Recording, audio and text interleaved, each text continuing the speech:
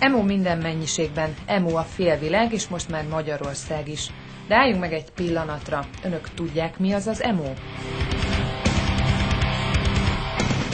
Ha erre nemmel válaszoltak, ne keseredjenek el, ugyanis mi sem tudjuk. Igaz, azok sem, akik manapság annak vallják magukat. Minden esetre nem akartuk feladni, ezért először a Világhálón próbáltunk utána járni. Az érintettek weboldalán általában annyi szerepelt: emós vagyok. Jó, de mi az? Zenei stílus, életérzés, divat? A helyes válasz: igen, de mégsem egészen. Túlérzékenység, csak ennyit lehet rá mondani, és a túlérzékenységgel nem azt kell érteni, hogy most fejbe lövöm magam, mert olyan szar minden, hanem egyszerűen érzékenyebbek az átlag emberé, de minden ötödik ember ilyen lehet. Szóval Dani és barátai emósok, ez pedig a törzshelyük. Miközben próbáltam megfejteni az emo lényegét, rájöttem, hogy egészen könnyen lehet azonosítani az ilyen fiatalokat. Látják önök is, a fekete, simára vasalt haj, a fekete cuccok elengedhetetlenek. Na és persze a piercing, minél több, annál jobb. Emotional szóból jön, érzelmes, de hát ilyen szempontból talán mindenki lehetne az, mivel mindenkinek vannak érzései, aki normális ember szerintem. Ebben egyetértenek a fiúk, érzelmesség a kulcs. Igazság szerint ez egy zenéből átalakult valami, amit így hát fel lehet fogni életérzésként is, mert tulajdonképpen az emberek így nagyjából, akik ebbe tartoznak bele, valamennyire követik öltözködésbe, kinézetbe is, de vannak olyanok is, akik csak úgy hallgatják a zenét, és ők is valamennyire azok, de nem követik a kinézetet. Ha már a zenénél tartunk, sok emós azt mondja, ők az igazi emós zenekar, a Tokyo Hotel.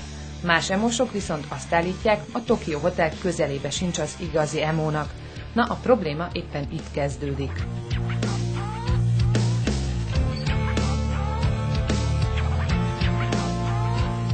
A legtöbb emós ugyanis utálja a többi emóst, mert szerintük ők csak megjátsszák az egészet. Ezek a fiúk is azt mondják, ez a 13-14 éves emósokra jellemző, akik rosszul értelmezték az egész feelinget. Még nincsenek azon az értelmi szinten szerintem ezek a 13-14 évesek, hogy fel tudják fogni azt, hogy ők mit hallgatnak, vagy mit cselekednek. Most nem vagyok én sem az a hú de öreg emberke, de azért megtapasztaltam pár év alatt, hogy mi az az imós, és ki az, aki csak megjátsza magát.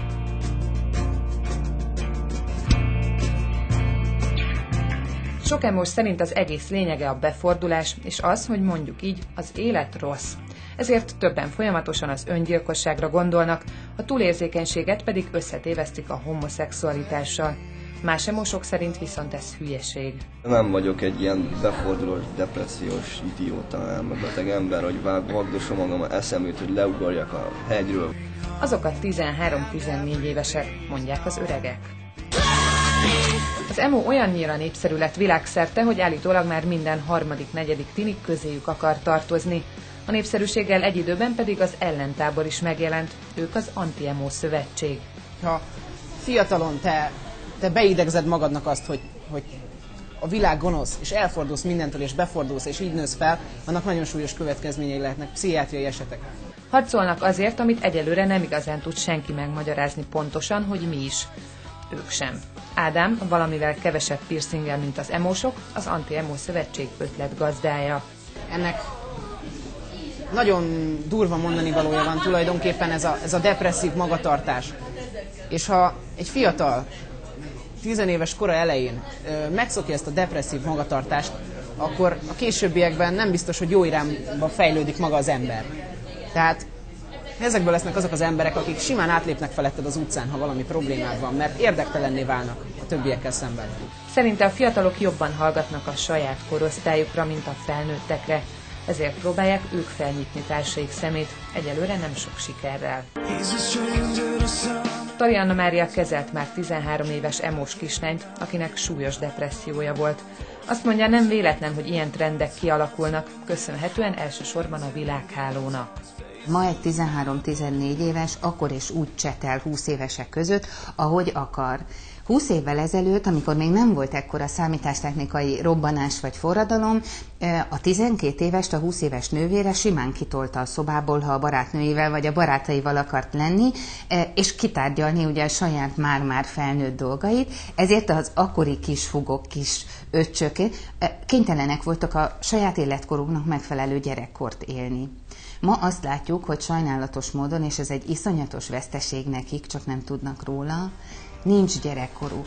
Gyerekkor nélkül pedig kevés esély van később a normális életre.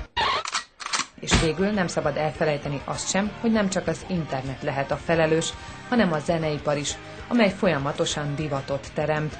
Az új hullámokon ugyanis sokan nagyon sok pénzt keresnek.